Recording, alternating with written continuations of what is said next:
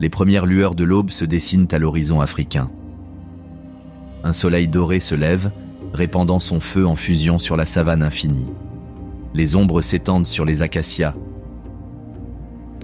témoins silencieux de l'éternelle lutte qui se déroule ici. La terre s'éveille sous la tension. L'air porte le grondement sourd de sabots lointains, roulant comme une tempête sur les plaines. Gnous, zèbres, antilopes, une marée vivante de muscles et d'instincts, mus par la faim, la peur et la survie. Mais là où les proies se rassemblent, les prédateurs rôdent. Cachés dans les hautes herbes, les yeux brillent de faim, les griffes se recroquevillent dans la poussière, les mâchoires se crispent, attendant le moment de frapper. Ici, la survie n'est pas donnée, elle se gagne. La savane est un échiquier où chaque mouvement peut signifier la vie ou la mort. Les prédateurs s'affrontent, les proies se déchaînent, et l'équilibre des forces change à chaque lever de soleil. Les lions, avec leur domination rugissante, les hyènes, implacables et rusées, et puis les loups pins, les chiens sauvages d'Afrique, maîtres de la stratégie, coureurs acharnés, chasseurs nés de l'unité. Ce sont des fantômes portés par le vent, invincibles une fois leur cible choisie. Peu de créatures inspirent autant d'admiration et affrontent des défis aussi implacables. Bienvenue dans le monde sauvage des chiens sauvages d'Afrique. Dans cette nature sauvage, aucun prédateur ne règne sans partage. Les lycaons d'Afrique vivent en conflit permanent avec deux redoutables rivaux, les lions et les hyènes. Forts de leur immense puissance, les lions les considèrent comme des concurrents, et souvent comme des proies. Un seul coup de patte peut mettre fin à la vie d'un chien. Les meutes doivent rester vigilantes, car un petit imprudent ou une chasse mal chronométrée peuvent attirer le roi des bêtes, et la rencontre se termine presque toujours dans le sang. Puis il y a les hyènes, charognards, voleurs et opportunistes. Ils traquent les chiens sans relâche, guettant le moment où l'épuisement s'installe, où la proie est tuée, où la meute prend une pause pour respirer. En nombre, ils sont écrasants. Une douzaine de mâchoires caquetantes peuvent disperser même les chasseurs les plus déterminés, s'emparant de leurs provisions durement gagnées dans un tourbillon de dents et de rires. Pour les chiens sauvages, la survie ne se résume pas à la chasse.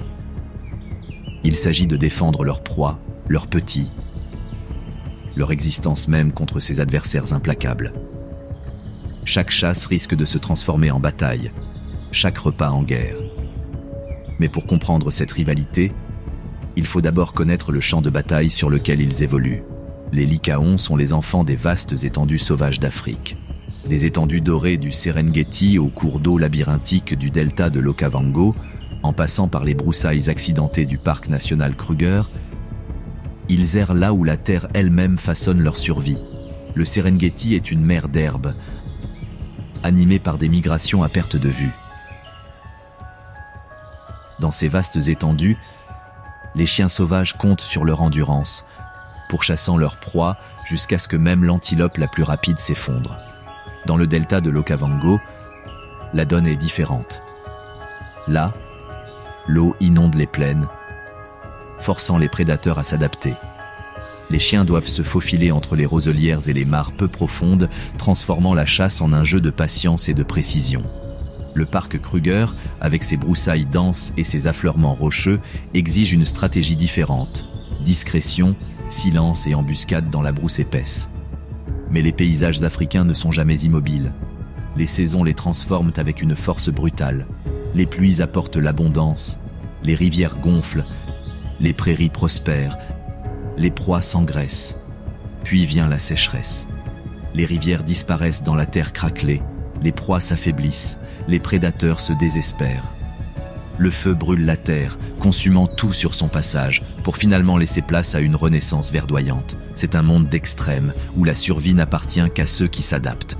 Dans ce théâtre des extrêmes, le lycaon commence son histoire.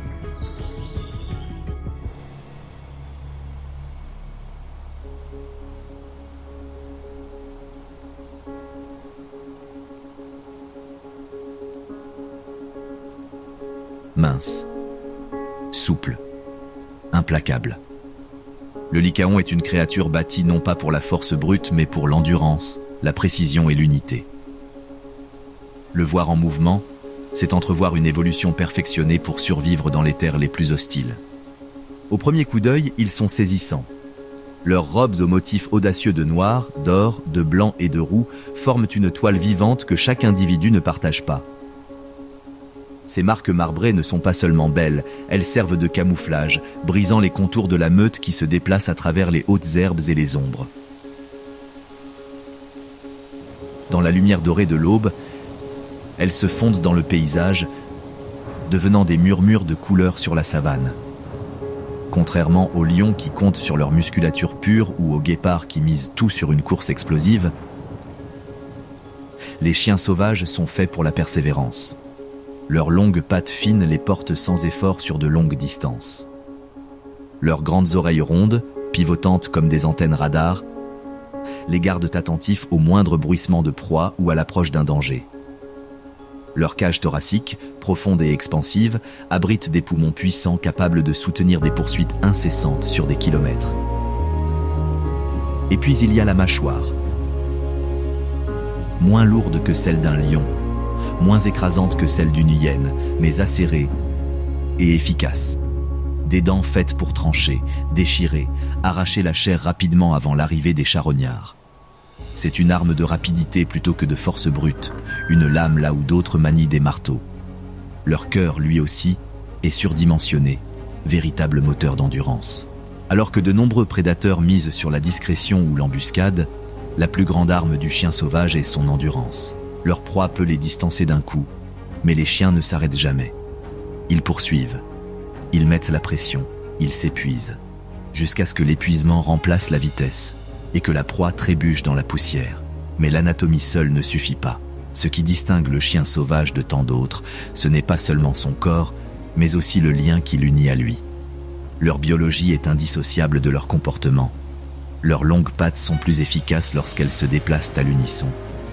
Leurs oreilles pointues deviennent des sentinelles lorsque la meute s'arrête pour écouter. Même les motifs tachetés de leurs robes sont un symbole d'appartenance, permettant à chaque membre de se reconnaître dans le chaos de la chasse. Le lycaon n'est pas seulement un chasseur. C'est un chef-d'œuvre de la nature. Un prédateur créé non pas pour la gloire solitaire, mais pour la survie collective. Et c'est au sein de ce collectif, au sein du cœur de la meute, que réside leur véritable force. Dans la nature, le nombre est souvent synonyme de survie. Mais pour le lycaon, le nombre signifie quelque chose de plus important. Unité, stratégie, famille. Contrairement à de nombreux prédateurs qui se tolèrent par nécessité, les lycaons prospèrent grâce aux liens. La meute n'est pas simplement un groupe, c'est un organisme vivant, chaque individu étant une cellule vitale, se mouvant et respirant comme un seul être. Au cœur de cette structure se trouve le couple alpha. Contrairement au lion, où la domination s'acquiert par des combats brutaux, le leadership des lycaons repose sur la stabilité et la coopération. Le mâle et la femelle alpha ne sont pas des tyrans régnant sur leurs subordonnés. Ils sont les guides, les décideurs, ceux qui assurent la survie de tous. Seule la femelle alpha se reproduit, mais ses petits ne sont pas seulement les siens, ils appartiennent à toute la meute. Frères, sœurs, oncles, tantes, tous assument le rôle de gardien et de pourvoyeur. Ce qui rend cette hiérarchie extraordinaire, c'est son absence d'égoïsme. Alors que les loups du Nord peuvent parfois se retourner les uns contre les autres en cas de stress, les chiens sauvages sont étonnamment loyaux les uns envers les autres et altruistes envers leur meute. Ils nourrissent d'abord leurs petits, puis les blessés, puis eux-mêmes. Le gémissement d'un chiot ou la faiblesse d'un chien malade ne reste pas sans réponse. La nourriture est régurgitée directement de la bouche des chasseurs pour nourrir ceux qui sont restés. Personne n'est laissé à la famine. Leur unité s'étend à la prise de décision. Avant une chasse, les chiens sauvages accomplissent un rituel unique chez les carnivores. Le rassemblement social. La meute se rassemble, queue remuée, oreilles dressées, émettant des gazouillis aigus qui ressemblent presque à ceux des oiseaux. Dans ce chœur, l'élan prend de l'ampleur. Plus les chiens répondent, plus la chasse a de chances de se poursuivre. C'est la démocratie à l'état brut. Une décision collective scellée non par la force mais par la participation. Cette cohésion est aussi leur meilleure défense. Un chien sauvage solitaire est vulnérable aux lions, aux hyènes et même aux léopards. Mais ensemble, leurs mouvements synchronisés déroutent les ennemis. Leur nombre intimide les rivaux. Lorsqu'un chiot est menacé, la meute se serre les coudes, formant un mur de mâchoires claquantes et de corps intrépides. Lorsqu'ils tuent, ils se nourrissent côte à côte, chaque bouchée contribuant à une victoire partagée. La meute est synonyme de famille, de sécurité et de pouvoir, mais aussi d'identité. En être séparé, c'est faire face à une mort quasi certaine. Y rester, c'est appartenir à l'une des sociétés les plus étroitement liées du règne animal. Ici, au cœur de la meute, le véritable génie du chien sauvage émerge. La puissance de plusieurs, fusionnée en une seule. Dans l'immensité des étendues sauvages d'Afrique, la survie ne dépend pas seulement de la force ou de la rapidité. Elle dépend de la connexion, d'une capacité à se retrouver lorsqu'on est dispersé, à se coordonner lorsque le chaos frappe, à rester unis par un même battement de cœur, un même mouvement, un même esprit. Pour le lycaon, la communication est le fil invisible qui unit la meute. Leurs voix ne ressemblent à celles d'aucun autre prédateur. Tandis que les lions rugissent pour affirmer leur domination et que les hyènes ricanent d'un rire déchaîné, les chiens sauvages émettent des gazouillis aigus et des gazouillis presque délicats, plus proches de ceux des oiseaux que des bêtes. Pourtant, derrière ces sons se cache une intention extraordinaire. Un seul pépiment dans l'herbe peut faire toute la différence entre retrouver la meute ou se perdre. Un concert de gazouillis peut déclencher une chasse, chaque appel alimentant le suivant jusqu'à ce que la meute déferle comme une vague vivante. Et lorsqu'ils se séparent pendant la poursuite, leur hou-hou, profond, lancinant, portant loin dans la savane, les guide pour les réunir.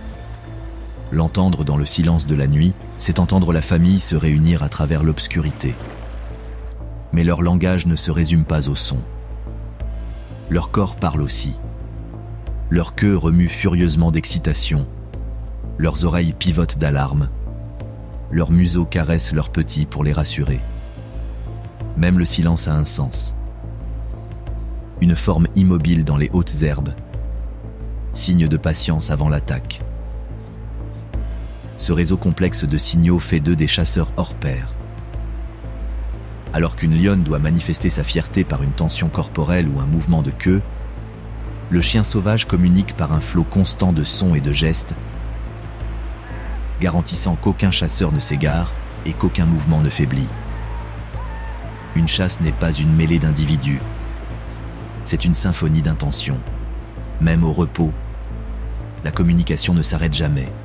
Dans la tanière, les petits couinent et gémissent, les mères répondent par de doux gazouillis et les adultes se saluent par des coups de langue et des caresses.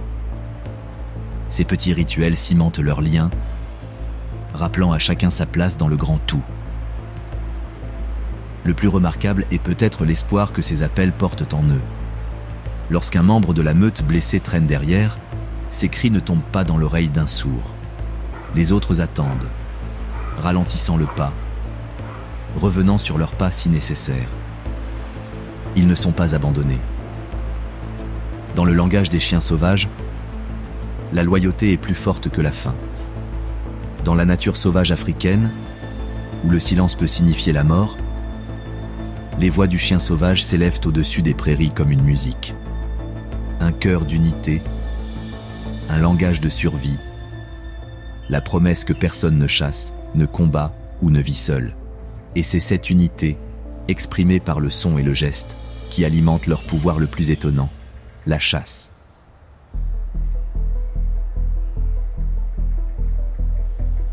À travers la savane, la chasse commence non pas dans le silence, mais dans l'excitation. Les lycaons ne traquent pas leur proie avec une impatience silencieuse. Contrairement aux léopards, ils entrent en action avec énergie et détermination, leurs cris résonnant dans l'herbe comme pour annoncer leur intention. Pour beaucoup, alerter sa proie avant de frapper peut paraître imprudent. Mais pour les lycaons, la chasse n'est pas une affaire de secret. C'est une affaire d'inévitabilité. Leur force réside dans l'endurance. Alors qu'un guépard risque tout en un sprint explosif de moins d'1 minute et que les lions misent sur l'embuscade depuis leur abri, la stratégie du chien sauvage est bien plus brutale et simple. Il ne s'arrête jamais. Une fois la proie en vue, la poursuite devient implacable. De longues pattes fines s'étirent sur le sol, les portant à une allure constante de près de 64 km à l'heure.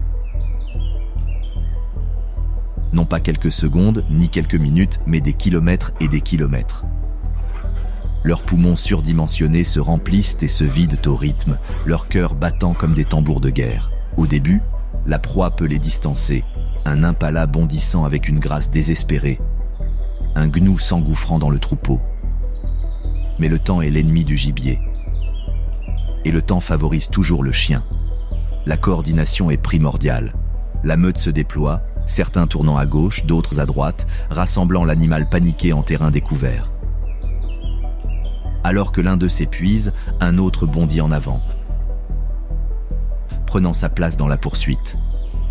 Il n'y a pas de héros uniques ici, chaque chien joue son rôle, tissant une stratégie affinée par l'instinct et la pratique. La proie trébuche, une hésitation, un fléchissement dans sa foulée, et la meute se rapproche. La poussière explose sous les coups de patte. L'air se remplit de halètements et de grognements. Les derniers instants sont rapides, efficaces, impitoyables. Tandis que les lions étouffent leurs victimes dans des luttes prolongées, les chiens sauvages abattent leur proie en quelques secondes, la submergeant par leur nombre. Ce n'est pas de la cruauté, mais une nécessité, car la rapidité est synonyme de survie, tant pour les chasseurs que pour la proie, dont les souffrances sont heureusement brèves. C'est cette méthode de chasse qui fait des lycaons l'un des prédateurs les plus efficaces d'Afrique. Alors que les lions ne réussissent qu'une chasse sur 4 et les guépards encore moins, les lycaons remportent près de 80% de leur poursuite. Ici, dans les plaines ouvertes, la persévérance est l'arme la plus mortelle de toutes. Et pourtant, aucun meurtre en Afrique ne reste incontesté. Là où il y a du sang, il y a des rivaux prêts à le voler. Chaque chasse raconte 2 histoires. Celle de la poursuite et celle de la survie. Pour les lycaons, leur proie est aussi variée que les paysages qu'ils parcourent. Les impalas agiles filent à travers les broussailles, leurs bonds dispersant poussière et soleil. Les jeunes gnous, séparés du troupeau, trébuchent sur leurs pattes chancelantes. Même les zèbres, puissants et provocateurs, peuvent tomber si l'épuisement l'emporte sur leur force. Pour les loups pins, chaque silhouette dans la savane est un repas potentiel, à condition que les chances soient réunies. Mais les proies ne sont pas de simples victimes. Chacune a développé ses propres défenses contre les chasseurs acharnés. Les impalas explosent en zigzag pour semer la poursuite. Les troupeaux de gnous se serrent les coudes. Cornes baissées, comme pour défier les chiens.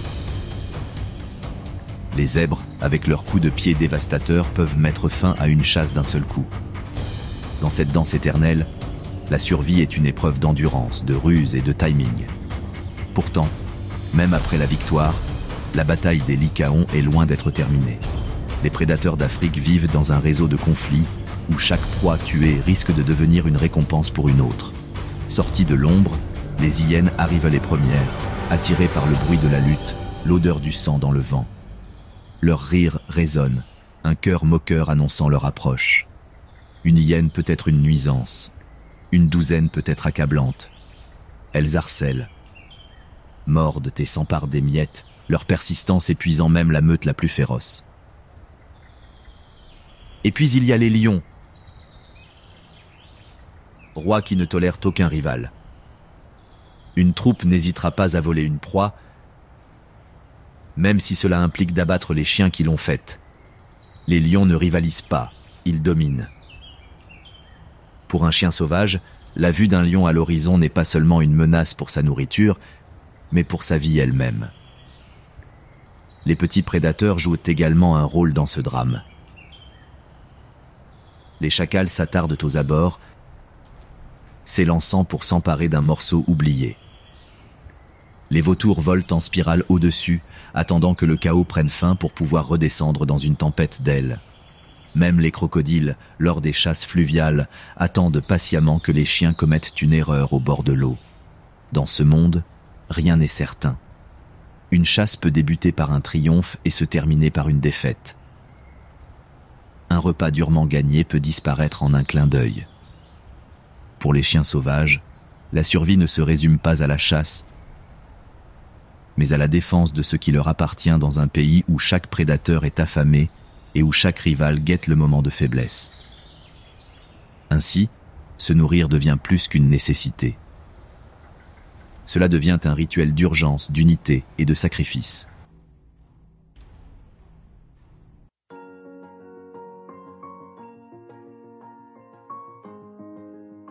La proie est tuée, la poussière retombée, et elle repose silencieusement dans l'herbe. Mais pour le lycaon, la chasse n'est que la moitié de l'histoire. La suite est tout aussi essentielle. Le rituel du nourrissage, une cérémonie qui révèle l'âme profonde de la meute. Contrairement aux lions qui se disputent les meilleurs morceaux à coups de griffes et de grognements, les chiens sauvages abordent leur repas avec une discipline remarquable. Pas de lutte pour la domination, pas d'accumulation de chair. Au contraire, un ordre paisible règne sur le chaos. Et au cœur de cet ordre se trouve un principe que peu de prédateurs partagent. Le plus faible mange en premier. Les petits, ces fragiles héritiers de l'avenir de la meute, sont amenés. Leur minuscule museau s'enfonce dans la carcasse encore chaude, tirant les restes avec une ardeur maladroite. Les adultes planent, protecteurs. Non pas pour les attraper, mais pour les protéger des vautours ou des intrus. Une fois les petits nourris, les malades et les blessés prennent leur tour. Les chasseurs qui les poursuivent, brûlant leur énergie dans la course, attendent patiemment que tous les autres soient rassasiés. C'est alors seulement qu'intervient le plus fort, déchirant tendons et os avec leurs mâchoires aiguisées par la nécessité. Le gavage lui-même est rapide, un mélange de mouvements et de sons. Des dizaines de museaux s'enfoncent dans la chair, les mâchoires fonctionnant à l'unisson. En quelques minutes, une antilope peut être dépecée jusqu'à l'os, ne laissant derrière elle que le silence et une tache de terre rouge. Cette efficacité n'est pas due à la cupidité, mais à la survie. Plus vite ils finissent, moins leurs rivaux ont de chances de leur voler leur proie durement gagnée. Mais le rituel le plus extraordinaire se déroule peut-être loin de la proie. Pour ceux restés sur place, les petits dans la tanière, la femelle alpha allaitante ou un compagnon de meute trop faible pour chasser, la nourriture arrive toujours. Les chasseurs reviennent le ventre plein, non pas pour eux-mêmes, mais pour les autres. Au moindre gémissement du jeune ou au coup de coude insistant du malade, les chasseurs baissent la tête et régurgitent une viande riche à moitié digérée dans des bouches avides. Cela peut nous paraître désagréable, mais pour les chiens sauvages, c'est l'amour rendu tangible. Un lien vital entre les chasseurs et ceux qui attendent dans l'ombre. Cet acte d'altruisme cimente des liens plus forts que n'importe quel ordre alpha. Chaque bouchée partagée est la promesse que personne n'est oublié, que personne n'est abandonné. C'est ce qui permet à la meute de supporter les sécheresses, de survivre aux pertes et de prospérer là où d'autres prédateurs échouent. Pour les chiens sauvages, se nourrir n'est pas seulement une question de survie, c'est une question de famille.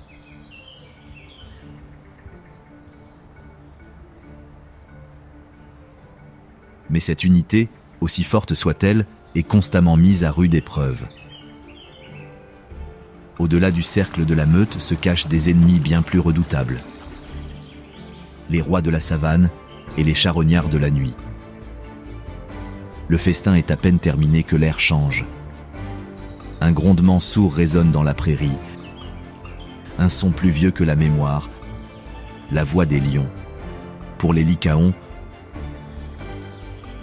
aucun rival n'incarne autant le danger que les soi-disant rois de la savane. La rencontre est aussi inévitable que mortelle. Lions et lycaons sont liés par une rivalité façonnée par l'évolution.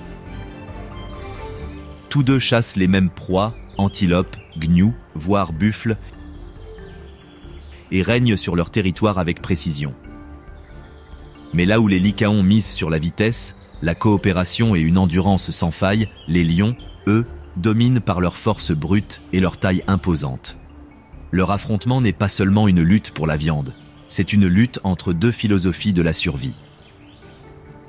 Lorsque les lions s'approchent d'une proie, la dynamique change instantanément. Ce qui n'était il y a quelques instants qu'une fête familiale devient une lutte acharnée pour la survie. La meute connaît les règles. Les lions tolèrent rarement la compétition. Une troupe peut s'abattre avec une assurance fulgurante, dispersant les chiens avant même qu'ils ne puissent penser à défendre leur proie. Mais les chiens sauvages ne sont pas des lâches. Bien que plus petits, ils ne se rendent pas facilement. Leur arme n'est pas la force, mais la coordination. À coups d'aboiements, de gazouillis et de mouvements brusques, ils encerclent et harcèlent les lions, se précipitant pour leur mordre la queue et les talons. C'est un jeu de courage et de précision, jamais destiné à tuer, mais à distraire et à retarder l'attaque. Si les lions sont lents, si la meute est audacieuse, les chiens sauvages peuvent s'emparer de quelques miettes, de quoi nourrir leurs petits avant que la retraite ne devienne inévitable. Pourtant, le plus souvent, le dénouement est brutal. Une seule lionne pèse 3 fois plus qu'un chien sauvage. D'un coup de patte ou d'une morsure violente, elle peut mettre fin à une vie en quelques secondes. De nombreuses meutes portent les stigmates de ces rencontres, des histoires écrites dans des oreilles arrachées et des queues manquantes. Des portées entières de lionceaux ont été perdues à cause des lions, massacrés non par faim mais par rivalité, stratégie impitoyable des prédateurs pour éliminer la concurrence. Malgré tout, les chiens résistent. Leur vitesse leur confère un avantage que les lions ne peuvent jamais revendiquer: la fuite. Si la charge d'un lion est terrifiante, elle s'épuise rapidement, obligeant les chiens à se disperser et à se regrouper. Ce qu'ils perdent en chair, ils le gagnent en survie, vivant pour chasser un autre jour. Ces affrontements révèlent le fragile équilibre de la savane. Pour les lions, les lycaons sont des nuisibles, des voleurs astucieux qui osent défier leur autorité. Pour les lycaons, les lions sont à la fois des bourreaux et des maîtres inconscients, façonnant les tactiques de la meute et aiguisant leur instinct de coopération. Chaque rencontre, victorieuse ou tragique, renforce leur unité. Et ainsi, la rivalité perdure, gravée à travers des générations de sang et de poussière. Dans le théâtre sans fin des plaines africaines, les lions portent peut-être la couronne, mais les chiens sauvages possèdent quelque chose d'aussi puissant: la résilience. Mais les lions ne sont pas la seule menace. Au-delà de leur crinière dorée se cache un autre adversaire, qui surgit du ciel et attend patiemment en périphérie. Les charognards, les vautours et les hyènes qui transforment la mort en opportunité. Si les lions sont les rivaux redoutés des chiens sauvages, les hyènes sont les ennemis qu'ils méprisent. Pour les loups-pins, les hyènes ne sont pas les rois majestueux de la savane, mais les éternels voleurs des ombres tapies qui ne chassent jamais avec grâce, mais seulement avec opportunisme.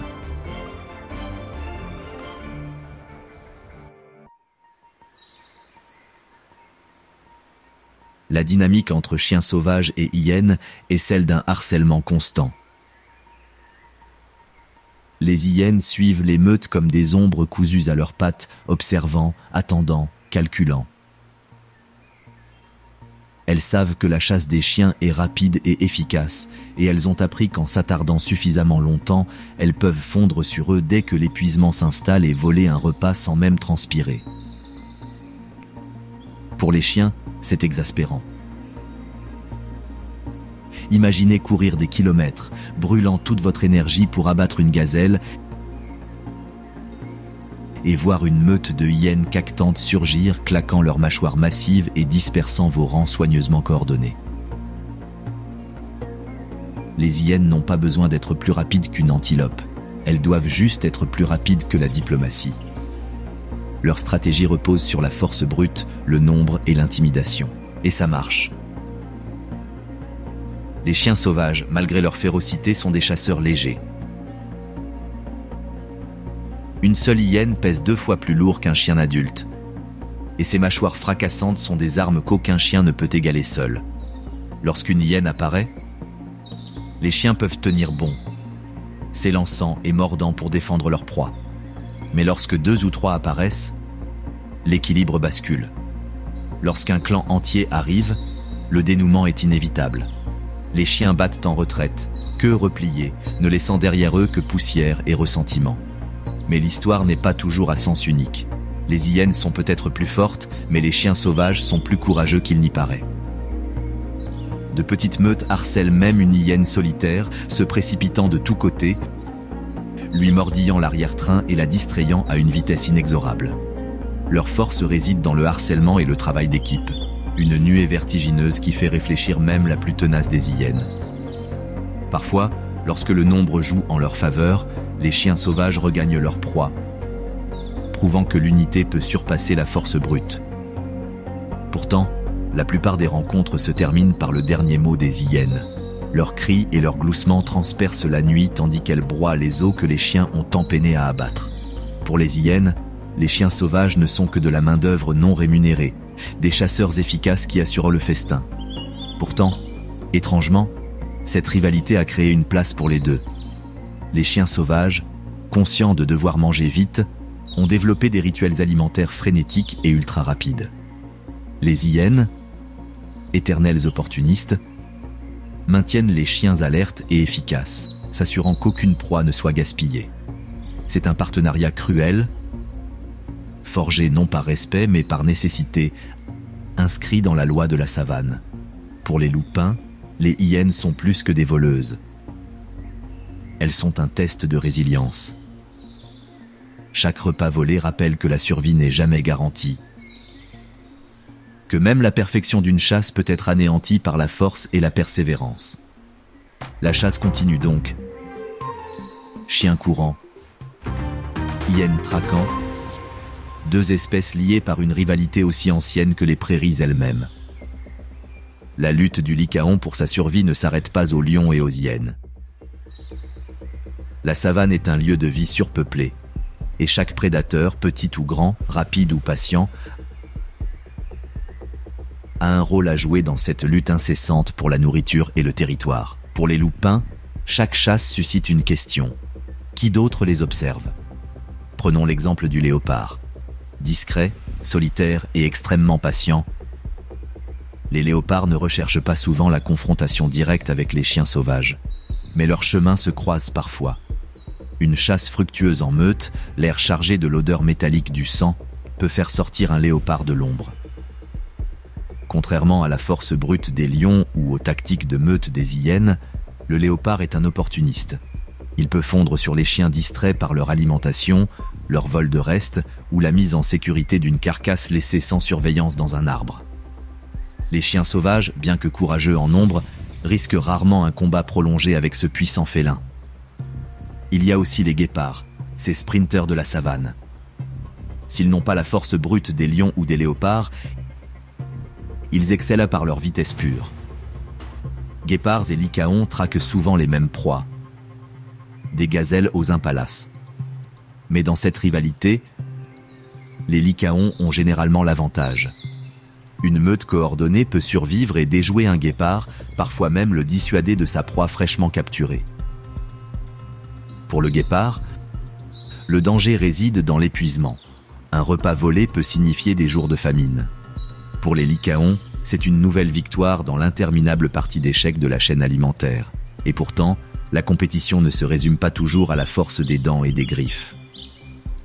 Au-dessus de nos têtes, les vautours patrouillent le ciel. Leur vue perçante peut repérer une proie à des kilomètres, descendant en spirale comme des cygnes avant-coureurs emplumés de l'inévitable.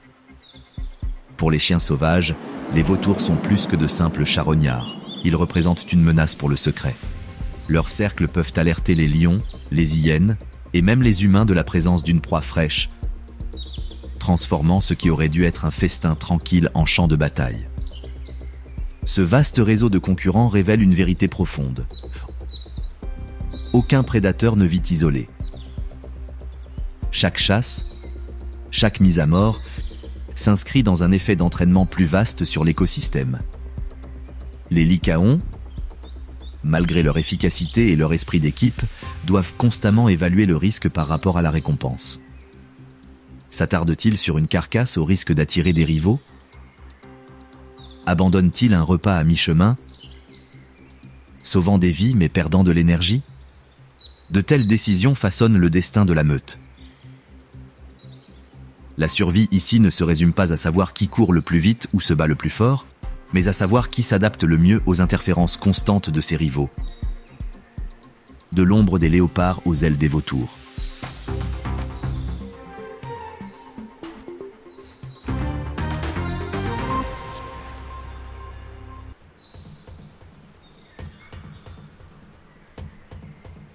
Mais dans la nature, la survie n'est pas seulement une question de conflit, mais aussi de connexion. Pour vraiment comprendre les loups pins, il faut regarder au-delà des combats et des rivalités, et explorer le fragile réseau de vie qui les unit à toutes les créatures qui les entourent. Dans l'impitoyable nature africaine, où les prédateurs s'affrontent et où la survie est une épreuve quotidienne, un instant d'espoir discret brille de mille feux. La naissance d'une nouvelle génération. Pour les lycaons, la reproduction ne se résume pas à la transmission de gènes. C'est un effort collectif soigneusement orchestré, ancré dans la stratégie et la coopération. Au cœur de cette histoire se trouve la femelle alpha. Contrairement aux lions, où plusieurs femelles peuvent élever leurs petits simultanément, ou aux hyènes, où la compétition est féroce, la meute de lycaons privilégie l'efficacité. Seule la femelle alpha est autorisée à se reproduire, assurant la survie d'une portée forte et unie plutôt que de disperser les ressources. Son compagnon, le mâle alpha, la soutient, mais c'est la meute, ses frères, sœurs, tantes et oncles qui assument la véritable responsabilité d'élever ses petits. Lorsque la saison des tanières commence, la femelle alpha cherche un refuge caché. Un terrier d'Oryctérope abandonné ou une crevasse rocheuse abritée. Elle y donne naissance à 10 à 14 petits, aveugles, sans défense et couinant dans le noir. Pendant les 3 mois qui suivent, la tanière devient le cœur battant de la meute. Les chasses s'organisent autour, les territoires sont défendus avec une férocité renouvelée et chaque membre devient un gardien. Contrairement à la plupart des prédateurs, les lycaons font preuve d'un instinct parental collectif extraordinaire. Au retour d'une chasse, les chasseurs ne se contentent pas de se nourrir, ils régurgitent de la viande pour les petits et même pour la mère allaitante. Les mâles subordonnés gardent la tanière. Les aînés lèchent et caressent les nouveau-nés, les gardant propres et au chaud. Et lorsqu'un danger menace, qu'il s'agisse d'une hyène rôdeuse, d'un lion curieux ou même de vautours qui tournent au-dessus de leur tête, la meute se rassemble à une vitesse explosive, formant un bouclier vivant autour de ces petits vulnérables. Cette dévotion communautaire révèle une vérité cachée. Les chiens sauvages ne sont pas que des chasseurs de la savane. Ce sont des gardiens, liés par une loyauté si profonde que même le plus humble membre de la meute aura faim pour nourrir ses petits. Leur survie ne dépend pas de leur domination, mais de leur unité. Au fil des semaines, la tanière résonne de jappements enjoués et de simulacres de bataille. Les louveteaux, maladroits et les yeux écarquillés, luttent dans la poussière, apprenant en miniature les aptitudes de l'âge adulte. Mais le temps presse. À 3 mois, ils doivent quitter la tanière et rejoindre la meute en mouvement. Dès lors, ils entament le long apprentissage de la survie, courant avec les chasseurs, testant leur vitesse et s'intégrant peu à peu au balai mortel qui soutient la meute. Le cycle de la vie se poursuit, fragile mais durable. Chaque chiot porte les espoirs de la meute, et dans un monde où les menaces guettent à chaque coin de rue, la survie même d'une poignée d'entre eux ressemble à un triomphe contre toute attente. Mais la survie n'est jamais garantie. Même si la meute prend soin de ses petits, la nature les observe toujours, et leurs rivaux ne sont jamais loin.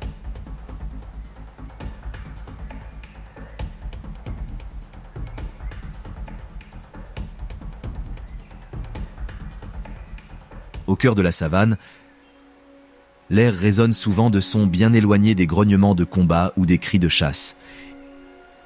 Il est plutôt empli de jappements aigus, d'aboiements et de gambades de pattes trop petites pour constituer une menace réelle. Ce sont les chiots des lycaons d'Afrique. Et ce qui ressemble au chaos pour un œil non averti est, en réalité, le fondement même de la survie.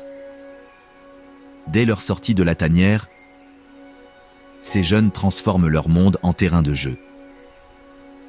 Ils tirent sur les oreilles, mordillent la queue, se battent avec leurs frères et sœurs 2 fois plus gros qu'eux et s'effondrent dans des amas de poils et de poussière.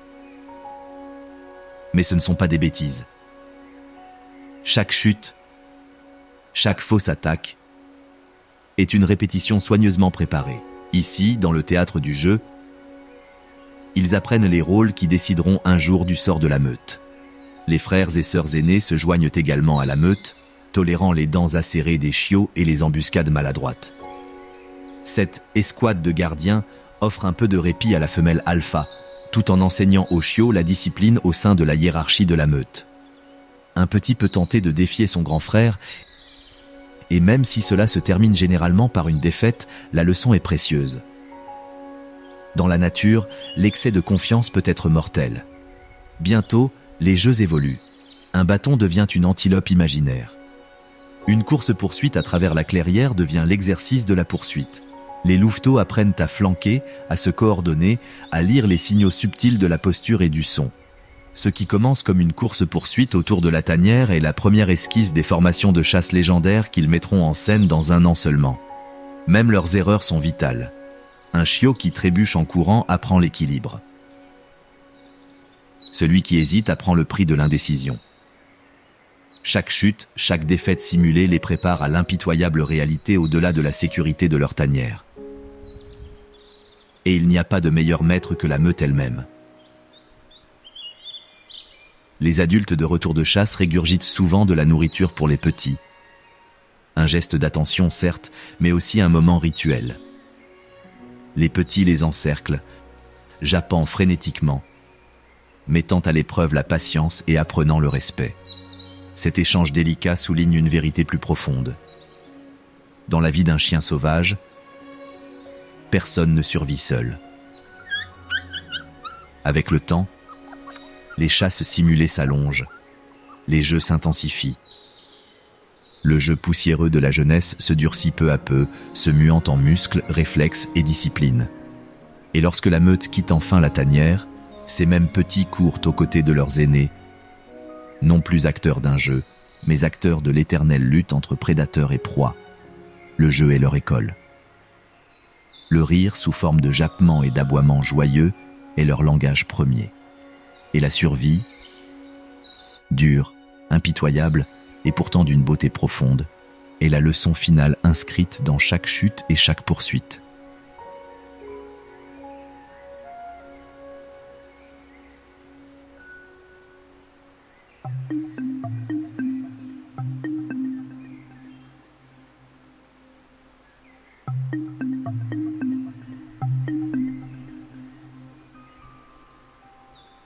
L'adolescence est une période de transformation pour le lycaon, où les journées de jeu dans la tanière cèdent la place aux dures réalités de la survie. Vers l'âge d'1 an, les chiots, autrefois dépendants, commencent à endosser le rôle de chasseurs.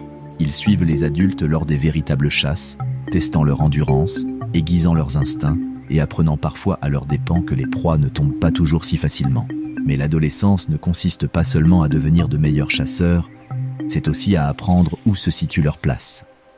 Les meutes ne peuvent pas supporter un nombre toujours croissant de gueules et les jeunes chiens sont confrontés à l'inévitable, la dispersion. Lorsqu'ils atteignent la maturité sexuelle, généralement entre 2 et 3 ans, les mâles ou les femelles, selon la structure de la meute, doivent quitter leur meute natale. C'est un exil doux amer. Ils quittent la sécurité des liens familiaux, guidés uniquement par l'instinct et le courage, pour partir à la recherche d'autres chiens, eux aussi chassés. Ces jeunes nomades se regroupent souvent, formant des coalitions qui errent à travers la savane. Le voyage est périlleux. Lions, hyènes, et même la famine les guette. Nombre d'entre eux ne survivent pas, mais ceux qui survivent peuvent fusionner avec d'autres nomades, créant de nouvelles meutes et assurant la continuité de leur espèce. Ce système de dispersion, bien qu'impitoyable, prévient la consanguinité et favorise la transmission génétique au sein de la population de Lycaon. Chez les Lycaons, l'adolescence n'est pas qu'un chapitre, c'est une épreuve. Elle met à l'épreuve la loyauté, le courage et la résilience. Du chiot joueur au vagabond solitaire, chaque chien transmet les dures leçons de la survie à son espèce.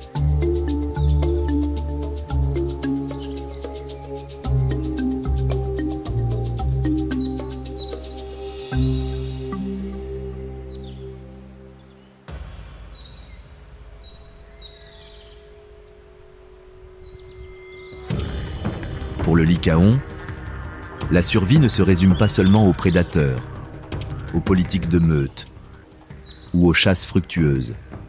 Le plus grand défi vient souvent de quelque chose de bien plus vaste et d'incertain, les saisons elles-mêmes. Dans la nature africaine, le calendrier n'est pas rythmé par les mois, mais par l'interminable lutte entre les saisons des pluies et les saisons sèches.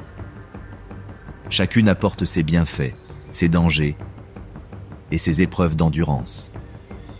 Lorsque la saison des pluies arrive, elle s'abat comme un grand soupir.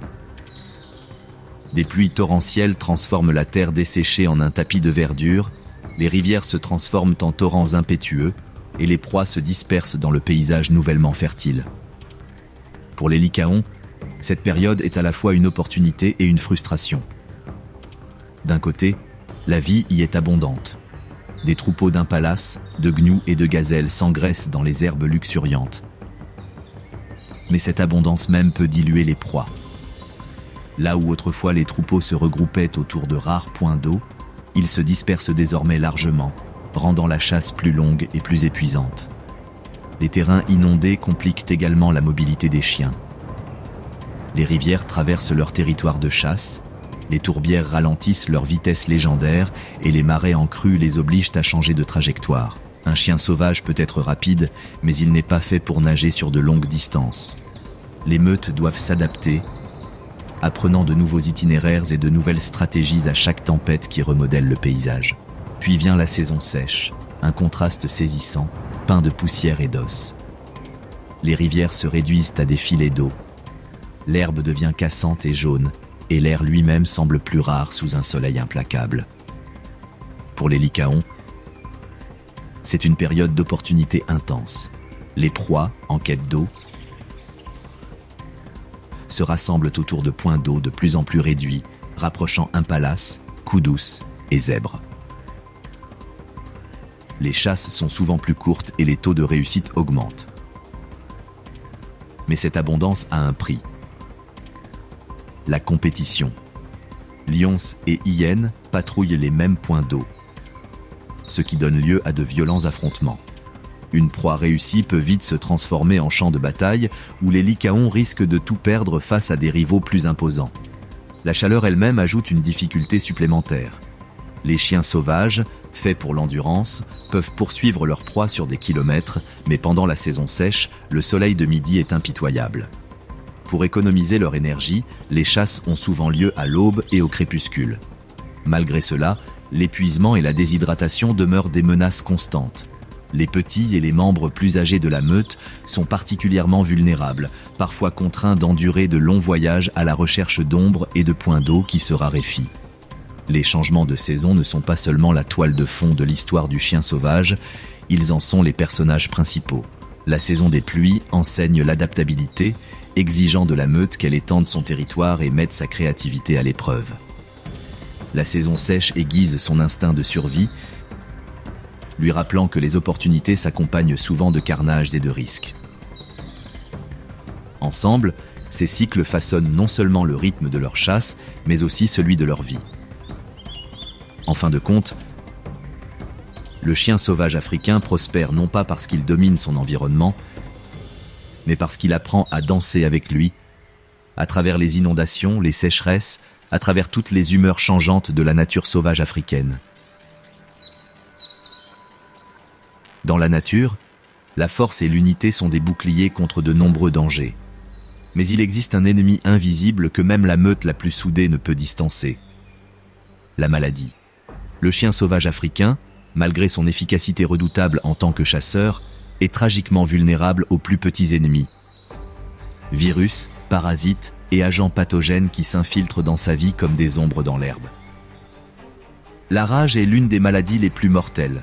Souvent transmise par les chiens domestiques errant près des limites des parcs, le virus se propage silencieusement et s'infiltre dans le système nerveux. Pour un chien sauvage, la rage est non seulement une condamnation à mort, mais aussi une étincelle qui peut déclencher une catastrophe au sein de la meute. Un seul membre infecté peut rapidement propager la maladie, et dans des groupes aussi soudés, la survie devient inextricablement liée à la tragédie. Un seul chien malade signifie que tous sont en danger.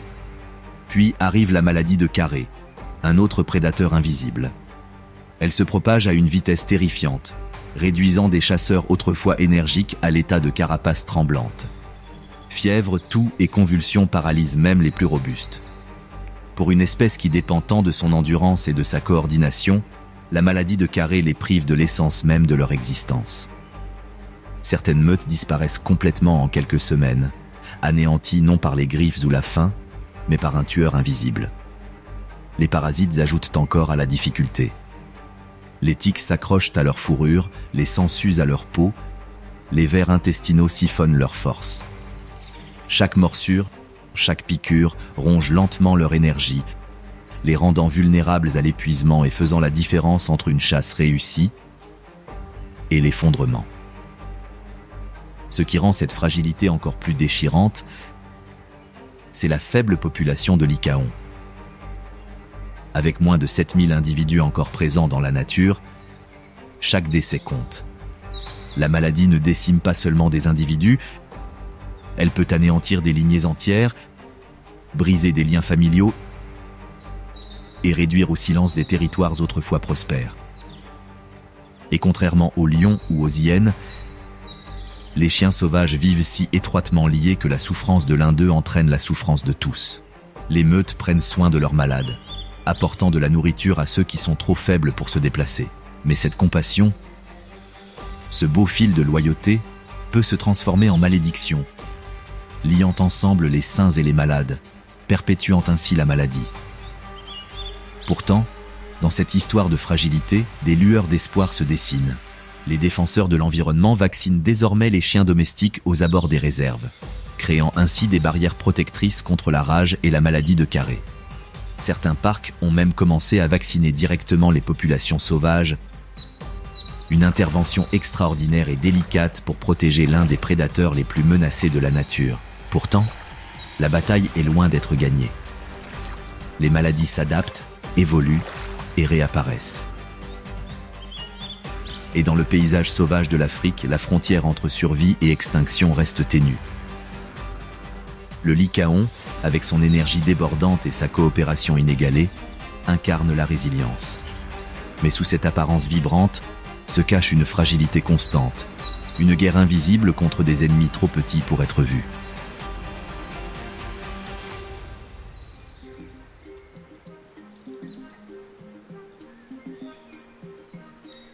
Ici, la survie ne consiste pas seulement à chasser l'antilope à travers les plaines dorées, mais aussi à endurer les tueurs silencieux qui se cachent invisibles dans le sang, attendant leur chance de frapper. Le lycaon n'est pas seulement façonné par ses combats contre les lions, les hyènes et les exigences incessantes de la chasse, il est aussi marqué par les cicatrices silencieuses du simple fait d'exister dans la nature. Pour chaque poursuite triomphante et chaque joyeuse réunion au sein de la meute, d'innombrables moments de douleur, d'épuisement et de perte sont gravés dans ses os. La survie n'y est jamais garantie et le lycaon porte sa fragilité comme une ombre. Les blessures sont un compagnon constant. Une jambe fracturée suite à un saut mal calculé, une oreille arrachée par un lion ou de profondes morsures de hyène. Autant de rappels que le danger guette chaque rencontre.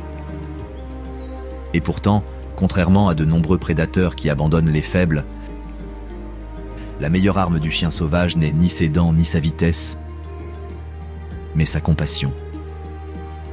Les blessés ne sont pas mis à l'écart. La meute ralentit son rythme pour les accueillir. De la nourriture est régurgitée pour ceux qui sont trop blessés pour chasser. Les liens de soins maintiennent les blessés en vie, parfois bien plus longtemps que la nature ne le permettrait. Mais même la compassion a des limites. La famine est un ennemi plus redoutable que n'importe quel prédateur. Pendant la saison sèche, lorsque les proies disparaissent au loin et que les rivières se réduisent à des lits de poussière craquelée, la faim ronge la meute. Leur corps maigre s'affine, leurs yeux s'enfoncent plus profondément, et le cœur autrefois tonitruant de leur chasse se transforme en murmure de désespoir. Les jeunes louveteaux et les vieux souffrent le plus, victimes silencieuses de la pénurie. Il y a aussi la lente érosion du vieillissement. La durée de vie d'un chien sauvage dépasse rarement 10 ans. À 6 ou 7 ans, beaucoup montrent déjà des signes d'usure.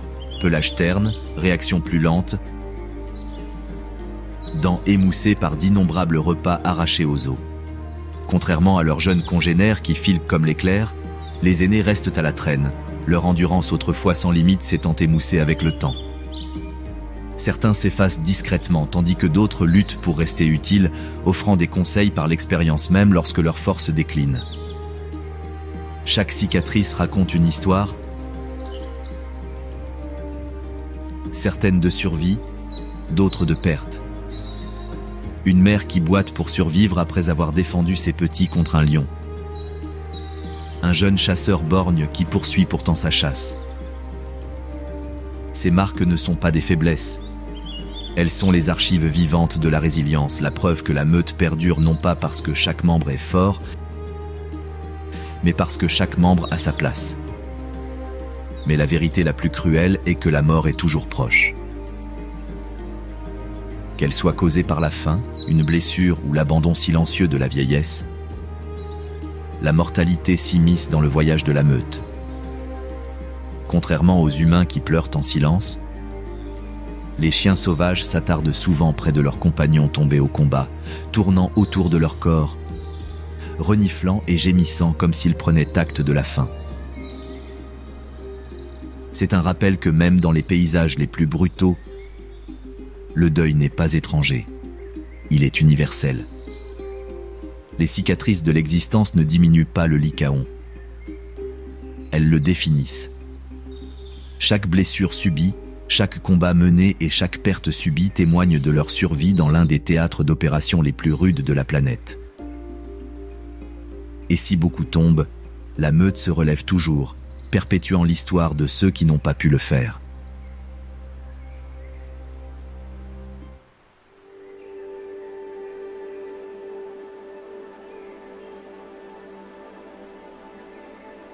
Dans la nature sauvage africaine, la hiérarchie n'est pas inscrite dans la loi, mais gravée dans le sol par le pouvoir, la taille et la survie. Et en matière de taille, l'éléphant est sans égal. L'éléphant d'Afrique est le géant incontesté du continent. Une créature dont la seule présence remodèle le paysage, brisant des arbres, traçant des sentiers et créant des points d'eau d'un seul coup de défense. Pour les chiens sauvages, maîtres de la vitesse et du travail d'équipe, ce n'est pas un ennemi à combattre, mais un géant à respecter. Imaginez une scène à l'aube dans le delta de l'Okavango. Une meute de chiens sauvages est en mouvement, leurs corps élancés découpant la brume matinale. Leurs oreilles pivotent, alertes, tandis qu'ils traquent un troupeau d'impalas qui pèsent à proximité. La tension monte. Les pattes s'enfoncent silencieusement dans la terre, les muscles se contractent comme des ressorts, quand soudain, le sol tremble. Le faible grondement s'amplifie, et de la brume émerge un mur gris. Des éléphants. L'impala se disperse aussitôt, comme s'il savait instinctivement que la chasse était terminée avant même d'avoir commencé. Les chiens s'arrêtent, haletant, leurs yeux ambrés lançant des éclairs vers les intrus. Les éléphants marchent lentement, leurs petits blottis entre les jambes de leur mère, leurs trompes se balançant avec une confiance nonchalante. Pour les éléphants, les lycaons ne sont guère plus qu'un bruit de fond. Des prédateurs rapides et bruyants qui ne représentent aucune menace réelle. Pour les chiens, en revanche, les éléphants sont une barrière mouvante, une force irrésistible qui change le cours de leur chasse. Cette relation ne se définit pas par la violence, mais par l'évitement. Les chiens sauvages affrontent rarement, voire jamais, les éléphants. Ils savent qu'il n'y a rien de tel. Même un petit coup de coude d'un éléphant peut écraser un chien instantanément. Des guides et des rangers racontent des histoires de chiens accidentellement piétinés, leur corps fragile ne faisant pas le poids face à la masse des géants. Un simple coup de trompe peut faire tomber un chien, assommé et brisé. C'est pourquoi les chiens témoignent leur respect de la manière la plus simple qui soit. Ils gardent leur distance. Mais ce n'est pas toujours à sens unique. Les éléphants, et particulièrement les matriarches protectrices, n'apprécient guère les prédateurs qui rôdent près de leurs petits. On les a souvent vus barrir bruyamment, chargés sur les meutes, les dispersant comme des feuilles dans une tempête. Les lycaons, malgré leur courage face aux hyènes ou aux lions, savent qu'il vaut mieux ne pas défier la colère de la matriarche. Ils battent en retraite rapidement, queue repliée, se regroupant loin du troupeau fracassant. Mais les éléphants peuvent aussi être des alliés accidentels. En période de sécheresse, lorsque les points d'eau se réduisent à des flaques boueuses, ils creusent le sol avec leur défense et leurs trompes, puisant dans les réserves d'eau cachées. Les chiens sauvages, prudents mais rusés, se faufilent souvent après que les géants ont étanché leur soif, lapant les mares peu profondes laissées derrière eux. Ainsi, sans le savoir, les géants fournissent la vie aux plus petits chasseurs. Leur relation est faite de distance, parfois hostile, parfois bénéfique, toujours respectueuse. Les chiens se déplacent avec l'agilité de l'ombre, s'éloignant à toute vitesse lorsque les éléphants s'approchent trop près. Les éléphants, quant à eux, avancent avec indifférence, conscients que dans leur monde, seule la taille est primordiale. Sur le grand théâtre africain, lycaons et éléphants jouent des rôles très différents. L'un est un tacticien agile, vivant de vitesse et de coopération. L'autre est un architecte colossal du territoire, soumettant rivières et forêts à sa volonté. Lorsque leurs chemins se croisent, il n'y a ni combat, ni lutte de domination. Seulement une reconnaissance silencieuse de l'équilibre des forces. Et dans cet équilibre réside la beauté de la nature sauvage. Prédateurs, proies et géants coexistant dans une danse éternelle et délicate. À travers les plaines infinies d'Afrique se déplacent les grands troupeaux de gnous, de zèbres et de gazelles. Ils sont le cœur battant de la savane, le carburant qui fait tourner le moteur de la vie. Sans eux, les prédateurs disparaîtraient. Les vautours mourraient de faim et l'herbe elle-même perdrait son utilité. Les ongulés sont plus que des proies, ils sont le rythme de la nature sauvage. À première vue, les gnous semblent presque comiques, avec leurs grosses têtes, leurs débraillés et leur maladresse. Mais en réalité, ils sont l'épine dorsale de l'écosystème africain. En troupeaux de centaines, parfois de milliers, Ils déferlent sur la savane comme des tempêtes. Pour les chiens sauvages, les gnous sont dangereux, mais irrésistibles. Un mâle adulte peut encorner ou piétiner un chasseur imprudent, mais un petit, séparé de sa mère dans le chaos d'une bousculade, c'est une autre histoire. Les chiens le savent, et ils guettent l'erreur fatale. Viennent ensuite les zèbres, fantômes rayés qui scintillent dans la brume de chaleur. Leurs sabots acérés et leurs coups de pied puissants en font des adversaires redoutables.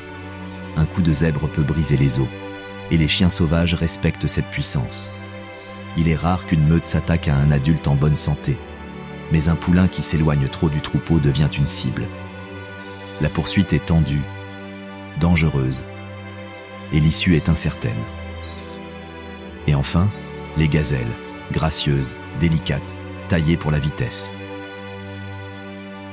Pour un œil non averti, elles semblent intouchables, leur poésie en mouvement. Mais les chiens ont de l'endurance, un esprit d'équipe et une soif qui les pousse au-delà de l'épuisement. La gazelle peut sprinter, mais les chiens sauvages peuvent poursuivre sur des kilomètres jusqu'à ce que la beauté cède la place à la fatigue. Pourtant, ce n'est pas une histoire de cruauté. C'est le cycle de l'équilibre. Chaque gnou perdu, chaque zèbre emporté, chaque gazelle abattue assure la survie du troupeau. Les prédateurs abattent les faibles, les malades, les malchanceux. L'herbe repousse, nourrie par les excréments des troupeaux et le sang des morts. La roue tourne et la vie se renouvelle.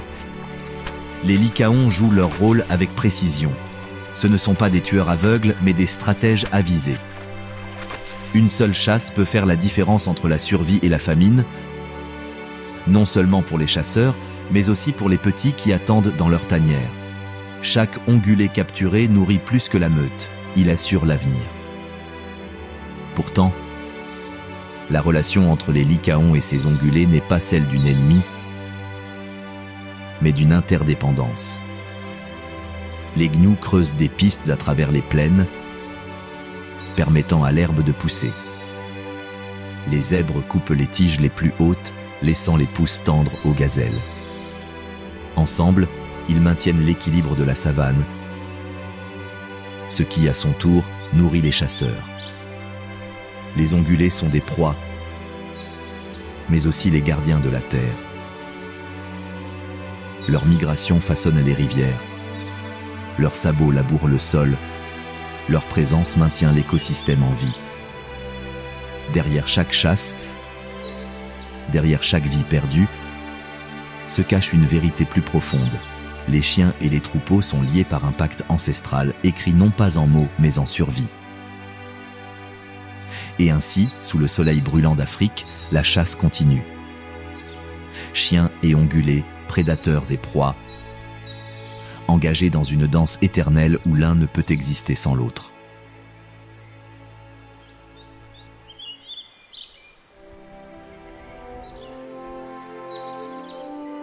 Quand on imagine les prédateurs d'Afrique, on pense immédiatement aux lions, aux léopards, aux crocodiles ou aux loups peints eux-mêmes. Mais derrière le drame des chasses et des affrontements se cache toute une armée silencieuse,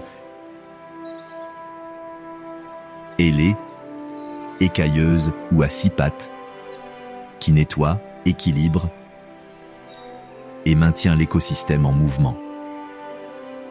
Pour les lycaons, ces créatures sont moins des concurrents directs que des artisans de survie en arrière-plan. Survolez les plaines et vous les apercevrez. Vautours à dos blanc et vautours à capuchon, maîtres de la patience. Ces charognards sont des opportunistes du ciel, guettant les chiens sauvages qui achevaient à leur proie. Quelques minutes après le départ de la meute, la carcasse est dépecée jusqu'à l'os. Pour les chiens, les vautours ne représentent aucune menace.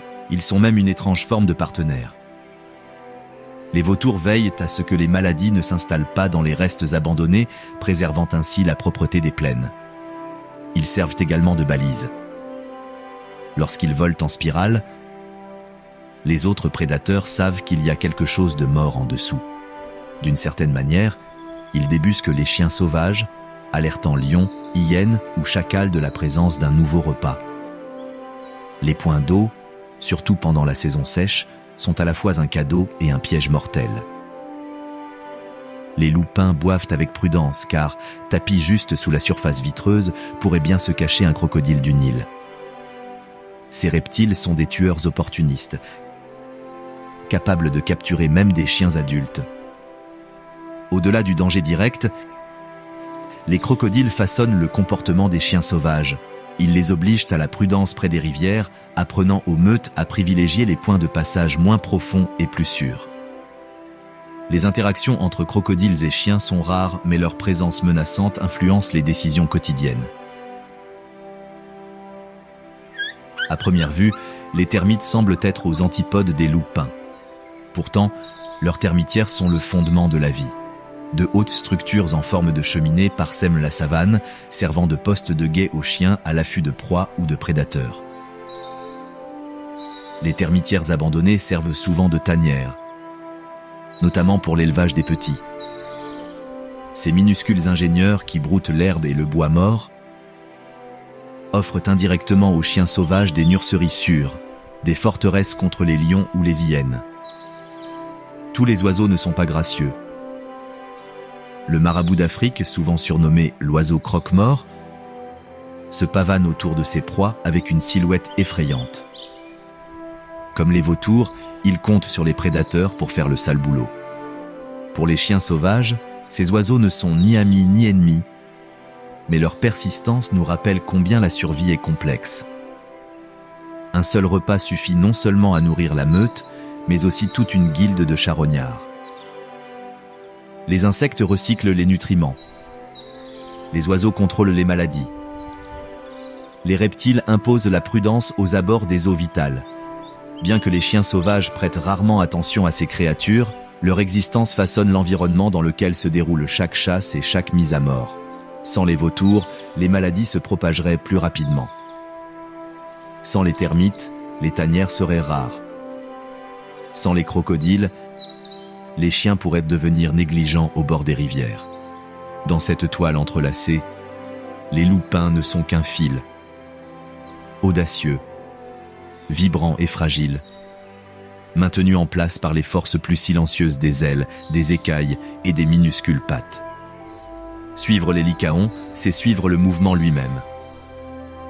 Ce ne sont pas des créatures statiques confinées à une seule parcelle de savane ou de forêt, mais des vagabonds dont l'existence dépend de la distance. Nomades des plaines, ils parcourent plus de terrain en une semaine que certains animaux en un mois. Leur survie repose sur le mouvement. Un rythme incessant qui définit leur place dans la grande symphonie écologique de l'Afrique. Contrairement aux lions qui délimitent souvent des territoires aux frontières bien définies ou aux léopards qui s'accrochent à des zones secrètes, les lycaons adoptent une stratégie différente. Ils errent. Une meute peut parcourir 20 à 30 km en une seule journée, leur corps mince étant conçu pour l'endurance. Ce n'est pas une question de préférence mais de nécessité. Leur style de chasse, la poursuite incessante, le marathon de l'endurance exige un terrain frais, de nouvelles proies et de vastes couloirs. S'attarder trop longtemps au même endroit risque de les épuiser.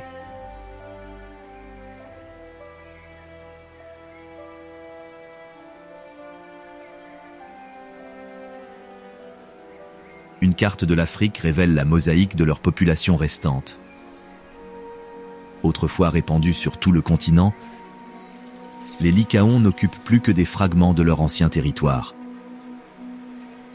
Des grands troupeaux de gnous du Serengeti, aux forêts de Mopane du Botswana, en passant par les plaines inondables de l'Okavango et les escarpements rocheux du Zimbabwe, dans chacun de ces paysages, des meutes isolées se taillent une place. Certains territoires sont occupés par des lions et des hyènes. D'autres s'étendent sur des terres agricoles où les conflits humains menacent leur fragile existence. Mais où qu'ils se trouvent, une vérité les unit. Le mouvement est la vie. Ils ne peuvent rester immobiles. Leur territoire ne se mesure pas en hectares, mais en centaines de kilomètres carrés. une seule meute peut patrouiller une zone de 400 à 1000 km², selon la disponibilité des proies et les conditions environnementales. Pour les humains, de telles distances semblent inimaginables. Pour les chiens sauvages, elles sont routinières. Ce mouvement incessant façonne leur structure sociale. Les petits ne restent dans leur tanière que les premiers mois, soignés par leurs aînés et gardés avec acharnement par les adultes. Mais une fois en âge de voyager, la meute reprend son interminable périple à travers les plaines. Les chiens ne connaissent ni clôture, ni propriété foncière. Leur seule allégeance est entre eux, au rythme collectif de la chasse et du voyage. Le coût de cette vie nomade est élevé. Les meutes sont vulnérables aux maladies qui se propagent le long des couloirs de migration. Elles risquent de rencontrer des lions, des hyènes, voire des humains, lors de leur traversée de territoires variés. Routes, clôtures et fermes fragmentent leur territoire, les privant des vastes étendues dont elles dépendaient autrefois. Une meute qui ne peut se déplacer librement ne peut survivre. Et pourtant, il y a de la beauté dans cette errance. Le déplacement des lycaons relie les écosystèmes africains. En parcourant de si longues distances, ils étendent largement leur influence écologique. Ils éclaircissent ici des troupeaux de gazelles, exercent une pression sur un groupe d'impalas là, laissent derrière eux des carcasses qui nourrissent vautours et hyènes. Leur présence, bien que passagère, est profondément ressentie. À bien des égards, le lycaon est le cœur de la mobilité de la savane. Il nous rappelle que les plaines ne sont pas statiques, mais vivantes, animées par des flux, des migrations et des changements constants. Ce sont des cartes vivantes, traçant des lignes invisibles à travers le continent au fil de chaque journée de voyage. Alors que le crépuscule tombe sur les plaines africaines, la meute se rassemble. Ils s'étirent, bâillent et se blottissent l'un contre l'autre pour se saluer. Puis, presque guidés par une boussole invisible, ils se mettent en mouvement. Silhouettes se détachant sur la lumière déclinante, ils trottent dans l'immensité, nomades des plaines, toujours à la poursuite du lendemain.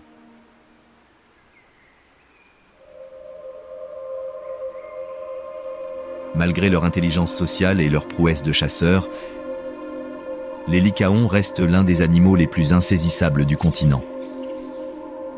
Observer une meute dans la nature est considéré comme un privilège rare. Même les gardes forestiers chevronnés passent parfois des années sans les apercevoir.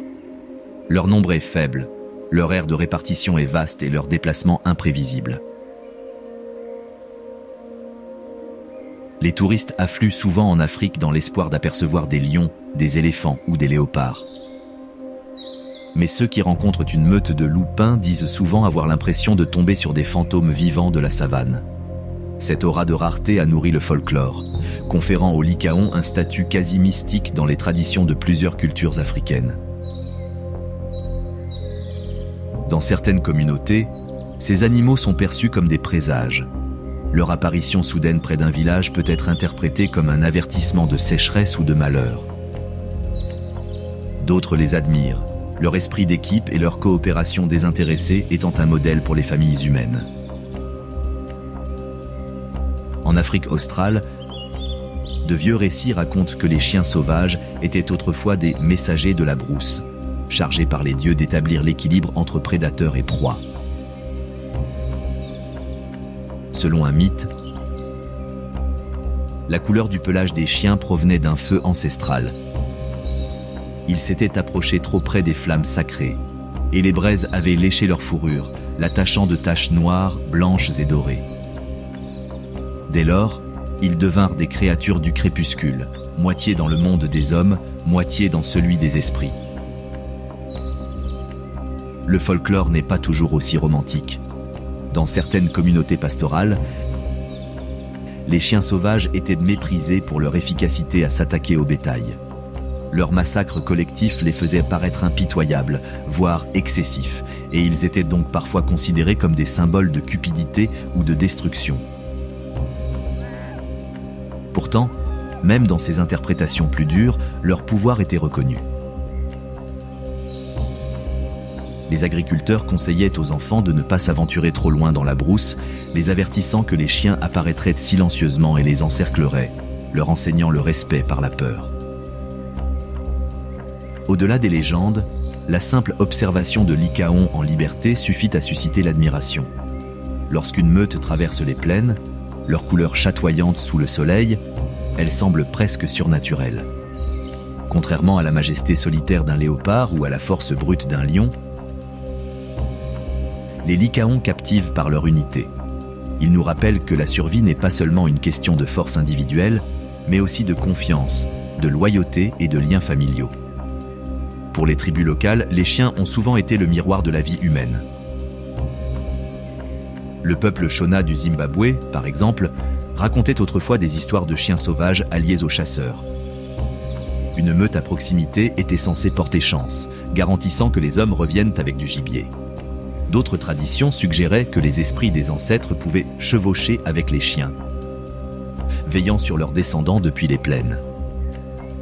À l'époque moderne, ces mythes n'ont fait qu'accroître le mystère qui entoure l'espèce. Les passionnés de faune sauvage qui parviennent à les suivre et à les observer en parlent parfois avec révérence, comme si ces animaux choisissaient de se révéler. Rares, énigmatiques et imprégnés de folklore, les lycaons ne sont pas seulement des prédateurs. Ce sont des légendes toujours vivantes, sillonnant la savane tels des murmures du passé.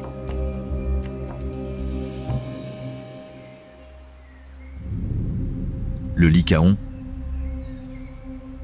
autrefois présent sur la quasi-totalité du continent, est aujourd'hui au bord de l'extinction.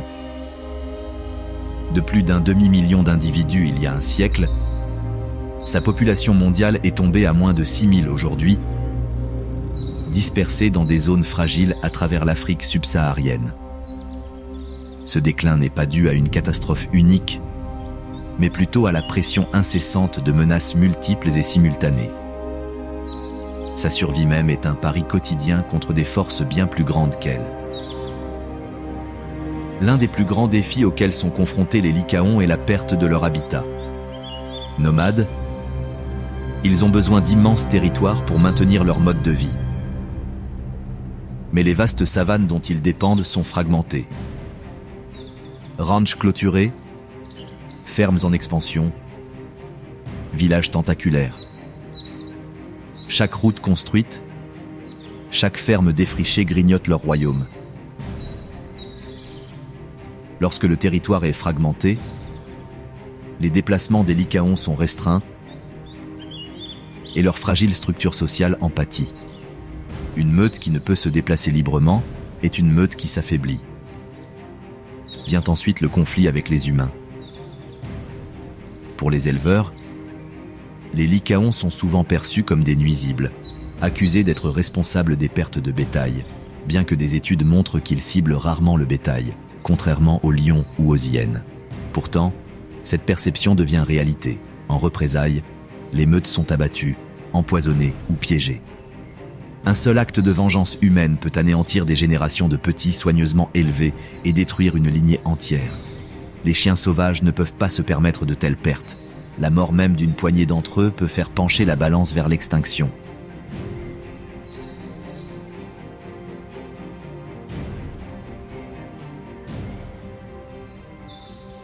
Pourtant, l'espoir demeure. Partout en Afrique, les défenseurs de l'environnement se mobilisent pour protéger ces remarquables chasseurs. Dans le delta de l'Okavango au Botswana, dans le Serengeti en Tanzanie, dans le parc national Kruger en Afrique du Sud et dans les réserves communautaires du nord du Kenya, les meutes de lycaons sont suivies, étudiées et protégées. Certains programmes utilisent des colliers GPS pour suivre leurs déplacements, les protégeant ainsi des pièges et des habitations humaines. D'autres déplacent les meutes vers des réserves plus sûres, leur donnant ainsi une chance de se développer.